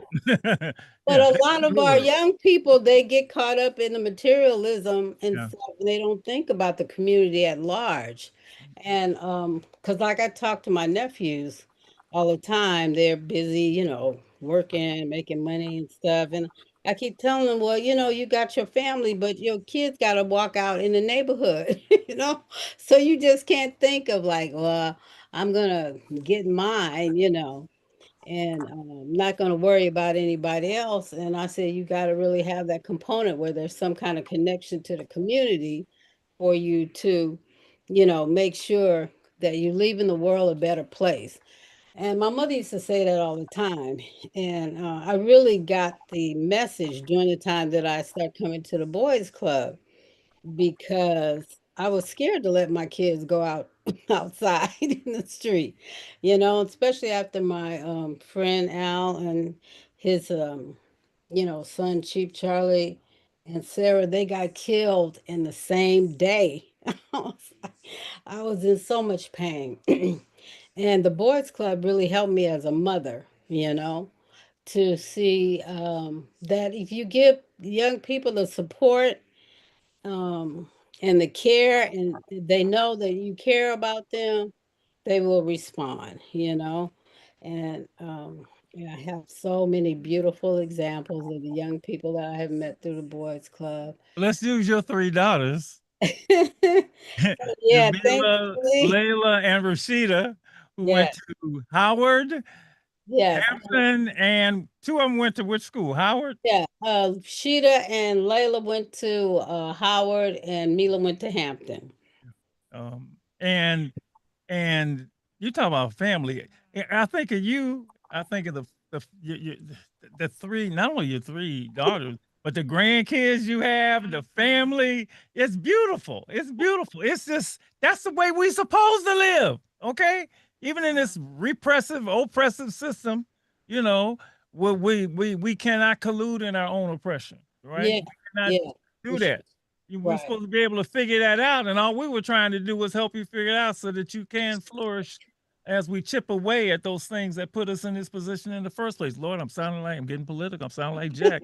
Jack be talking about the system, but it's all true, and we just need that knowledge. And it's funny, Mama Maria. Let me tell you how far this goes back. We just finished Black History Month, and I was reading this book called The Destruction of Black Civilization, and I was reading a principle around which all African society function, and it said, I'm reading this, and number one, I didn't know this was in my DNA, right? It said the trouble of one is the trouble of all. Yeah. None may go on while others are in need, right? Yeah. And I was like, that's the way we are, and we try to be something different. It don't work. Right. Well, that's what Kwanzaa was all about, the cooperative economics, cooperative, opportunity. That's right. Yeah, that's cooperation and responsibility, unity being the first principle. And I remember all 3 of us as mothers were talking about it and everything. And I had been celebrating Kwanzaa with the girls at home. And I was like, well, yeah, we could do this for the kids here. And then when we got with the ladies that are, coaches, coach's wife. Ladies and wife, Gloria, Miss Jiggett, and we did the food component. It really just felt like home, and then giving the kids that attention, that focus, hearing them, letting them express themselves. It's just been a blessing. That's all. I want to thank all of you for coming back and inspiring the next group, because we always say the most important Omega is the next Omega. Yeah. And letting them know, because times change, different things, that I never thought that crack era was going in. It's subsided, and now they got other issues. I mean, they got social media, and they got all this stuff, and all this other stuff, the black thing. So you just figure out what the issue is for them, and you deal with it. But you are total inspiration to them. Mama, you should have seen their faces Tuesday night when JT and Siobhan was talking, and we had 3 guys from last year who just started last year. They called the 3 Amigos. They went and got their boy. They all the sounds like that, and they were like, but y'all put that in motion. And again, I said this another million times. Y'all make this thing work.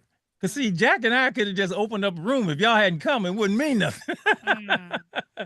So you guys made it work. You made it work to hear the voices of each other. We were just like making sure nobody got crazy, because we had some hitters back then in the room, right? And we just wanted to make sure that you could do it and you could be safe, and and that your daughters were gonna be safe there, even if it was sitting next to, and I ain't gonna say nobody's real name, so I just say Pookie and Ray Ray. But you were sitting next to them, and there wouldn't be. We never had no drama, which was. And if I told you some of the names of the people who were there, but they honored what we were trying to do. Yeah. And it was, and they still do. We ain't never had no drama at all. I can't go over there. Nobody's ever had a problem. Nobody's ever had a problem. So I just want to say, yes, sir, Malcolm. One name I want to throw out before you pass to Lady E. Got to mention the late great Enola Maxwell. Yeah.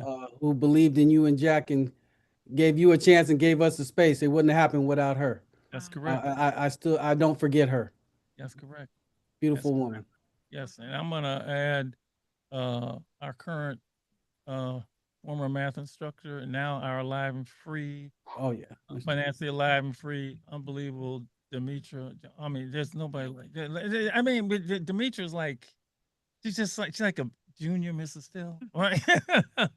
You need people to keep this thing going and that are pure and love it so much. And she came and started bringing people. I don't know what we're gonna do before 40. I don't know what we're gonna do. This was only supposed to be like 10 minutes, and it turned into like 2 hours. And Lady Estelle, and that's the beauty of Lady Estelle. She's so present, and she ain't even said a word. I know what she come through. That's how deep Lady Estelle is. Okay. Yeah. Whoa, like the minds of Minota. Yeah. It's been, and I texted her something. Can I read what I texted you, Lady? Oh, I texted her something. Where's Mrs. Still? So I said, as the clock turned from February 26th to February 27th, I said, today is the actual birthday of the club, February 26th, 39 years. Couldn't have made it this far, done this well without you. Thanks and gratitude on to number 40. And you can't do this without her. Can't do this, obviously me and Jack, we started, but you can't do this without Mr. Demetra. Couldn't do it without all Mama Rita couldn't done without you, man, here it is, 2026. We alive and free, and we had 295 college graduates. Okay, 295, but that ain't the goal. The goal is to be alive and free. Alive and free and educated, alive and free and employed, alive and free, and just what did Reggie Daniels say on a call I had is, and do no harm. And do no harm. Lady E. Hi. Back in 1987. And that was in the 20th century. No. Not 87. 97. 1997. I had just gotten a job at John Muir Elementary as a school counselor. And that was an unusual situation because elementary schools typically don't have school counselors. And so I was hired as a school counselor for this elementary school. And shortly after, I received a letter from the principal talking about a violence prevention program called Omega Boys Club. And they had a training. And so before I even got my counseling room set up and a system for this new school, because I had been a 4th grade teacher. And I went from 4th grade, got my master's in counseling and as a marriage family therapist. And I went into this elementary school as a school counselor. That was all new for me. And before I could get systems set up, I was required to go to this violence prevention training at Omega Boys Club, where Dr. Marshall and Ms. North had their training institute through.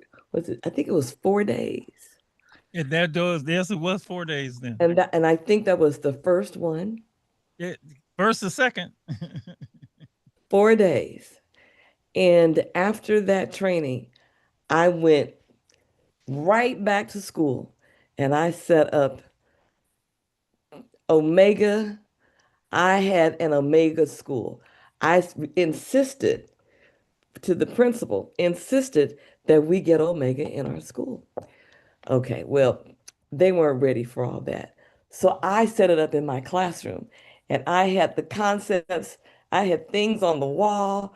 I had a little, whenever kids were sent to my room because they were in trouble, I took them through, that was a germ, and how many germs do you want? And I just used the system. And then the teacher said, what happened? Because when I send them to your room, they come back different. Well, I had an Omega room that was working with those little troubled kids, and they were worse than trouble because at John Muir, listen, my classroom had bullet holes going from one side of the room to the other. It was a project on one side, they had projects on either side of that school. Okay, Western Addition. All right.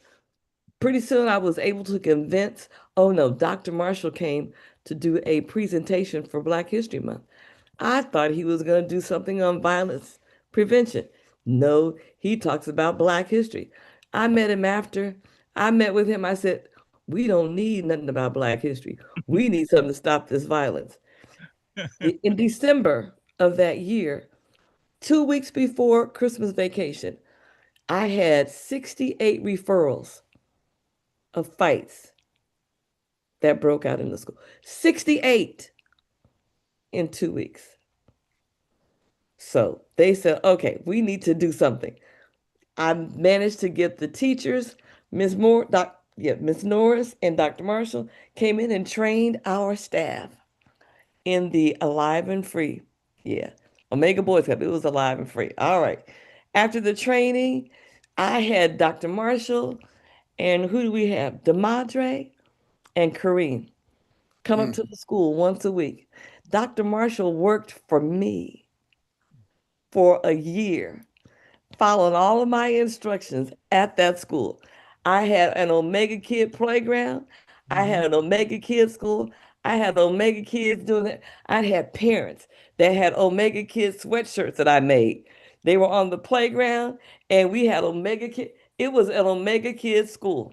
Dr. Marshall, usually he interrupts me. He's not saying a word. Yes, it was. He was up there every week and that school and the violence that next year, the same time, the next year, we had 11 referrals from 68 down to 11 referrals. The entire environment changed because of implementing all of the coachisms, and I changed them and made them kid friendly. Everything was kid friendly. So Dr. Marshall said, okay, I see what you're doing. I need you to see if you could come with me to other elementary schools, share with them what you did so that they can. So we had a series of elementary schools who made an Omega Kids school, Dr. Marshall. I had a book. Listen, we had Omega Kids schools. And then the day came when Dr. Marshall said, would you consider teaching at Omega Boys Club? Absolutely. However, I really didn't know what I was getting into. Because, baby, when I got to Omega Boys Club, Charles was not there. I think Benita was in college. Everybody in the classroom looked at me like this. She ain't Miss Norris. Who is she? That's true. Baby, somebody said, who was it? I think it was Will Hambrick. He looked at me and he said, you got some big shoes to fill. And I said, my shoes fit. Oh, so they knew it was going to be different. It was going to be different with this one. All right. You cold, lady. I ain't trying to wear Miss Norris's shoes. But you got to know, I've been under her tutelage. I was there. She trained. She was a brilliant and amazing instructor. And then I started going to the neighborhood house. And I lived in East Palo Alto, where there was the Latins all night long. And it was on one side of me, it was the Latins, and that was music going, and on the other side, it was rap. Anyway, that's a whole nother story. So I would drive from East Palo up to San Francisco to the neighborhood house. I was around and listened to Coach and the things he said. I wasn't sure who Dr. Marshall was at the time. Because I started coming up to the neighborhood house before he came in and did the training. So I didn't know who people were. But I tell you what, all the young people in that room touched my heart. It made me crazy. I was like, oh my goodness sakes, the stories, the experiences, the power, the energy. And the man that was always yelling, you got to do this. You rah. I finally figured out that was Dr. Marshall. But when he said, would you be willing to teach? What an honor that was. Because to make a difference in the lives of young people, that's been my prayer for my lifetime, which is why I went into counseling, and all of the training, all of the language, I had spoken that language, but I used different words. So Alive and Free, Omega Boys Club, that method, that message had already been a part of my life. In my family, I would be like, what are y'all doing? Oh no, we can't. But yeah. So I was living the Alive and Free Omega Boys Club lifestyle even before I knew what it was. And then I got a chance to be a part of it. And I was absolutely honored. And then they said, you got some big shoes to fill, baby. My shoes fit. I said, okay.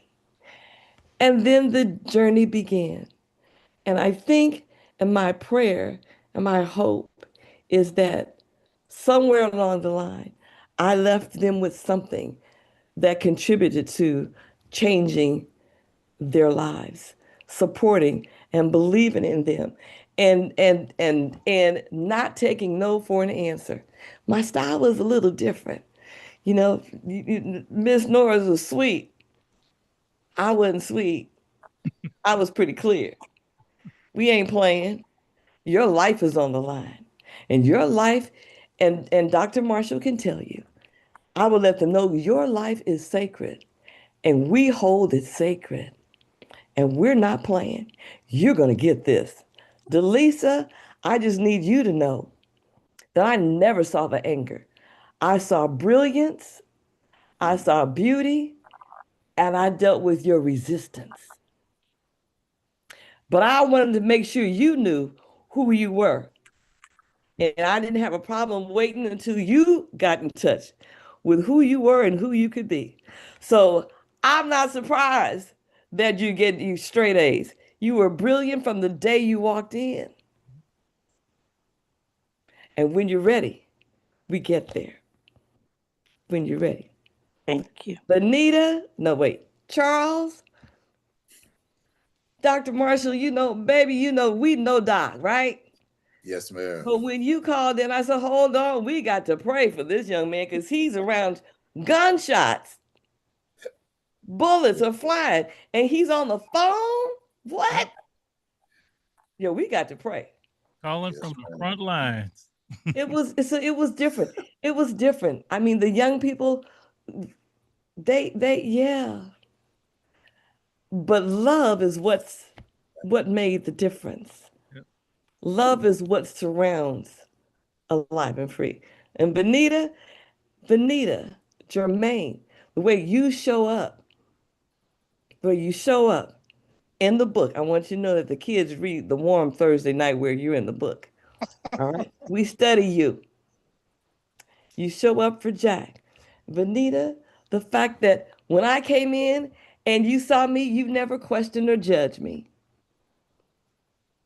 And I watched the beauty, the brilliance, and the door was open for me to become a part of the family. Even though I was going to be a part of the family whether you was ready for it or not. We got ready. I'll tell you that. We got ready. We were blessed with you. That's right. That's For all right. you contributed. Definitely Yes. blessed. I was like, Definitely blessed. yeah, no, Yeah. no, I am here, and you just got one more person who's gonna love you, support you, and remind you can do this.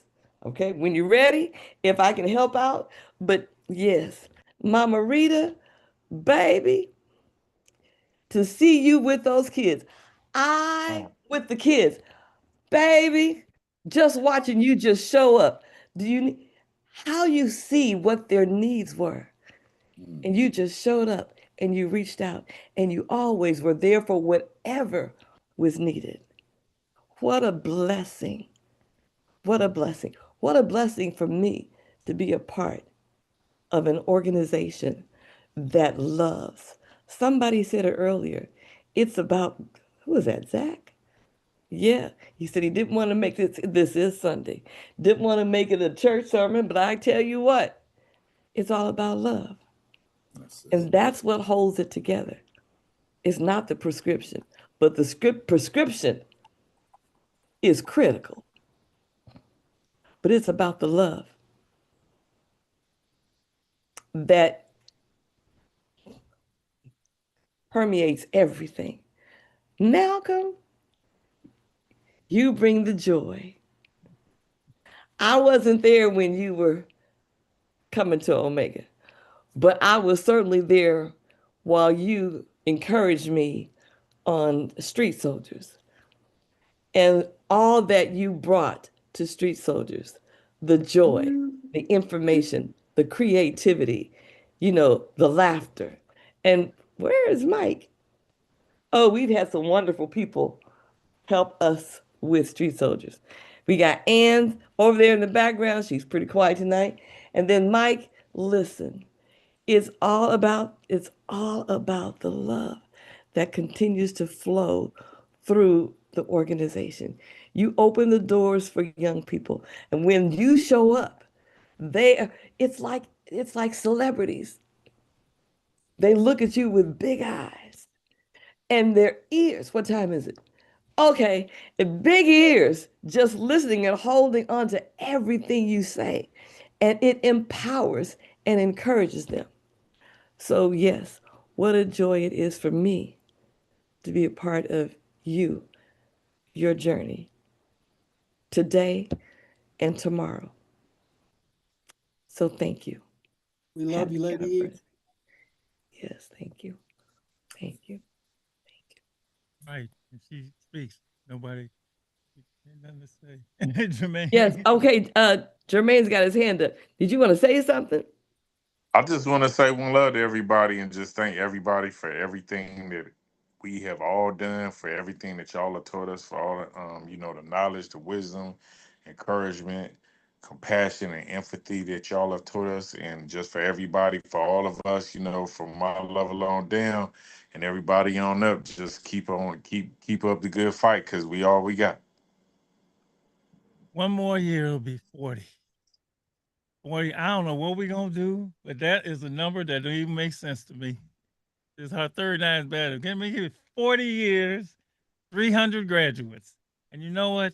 They can't take that away from us. You know that? They can't take that away. You can't take that away. That is going to be, I'm just going to sit back and wow. So get ready, y'all. I don't know what it's going to be, but it's going to be some kind of something. I don't know. Siobhan got me going. I don't know. Siobhan got all kind of ideas. What'd she say? 440, 400, 4,000, 40,000? You know how Siobhan is. 444. No, sis, that's what she said. 444. Did the fun. I don't know. But the satisfaction that we get from being who we are is just unbelievable. It's right there on your neck, Doc. Yeah. That's it. That's it. It right there, brother. brother. Yep. 100%. Yeah, this symbol of life. And this is all about life. Valuable than your lives. And let's keep it going. All right. Thank you so much. This is only going to be a few minutes. It turned out to be almost 2 hours, but Everybody's gonna see it. And tell them the countries that see this. I just want you to know who's gonna see this show. And wrote it in a report. Yo, hey, we had where did we have the most downloads last year? China. Wow. Whoa. China. Whoa. Anita, they may want to try to get you over there to start a bank over there, but no, you can't go. All right. I might need to have to call some of my cousins over there to make sure they got it. We get the most downloads in China. This Alive and Free in the World ain't no. Whoa. It's reaching the people for sure. Yeah, that's right. All over. It's every country. It's amazing. Yeah, Wow. yeah. The people love it. That's Now, amazing. the rulers, the ones that run the country, they into a whole different thing. They into Yeah. they into power, domination, and control and money. We ain't into that. We into live and let live. So thank all of you so much for joining tonight. Oh Lord, let's keep living alive and free. Okay. All right, y'all. Love you guys. Have a good week. One love, everybody. One love.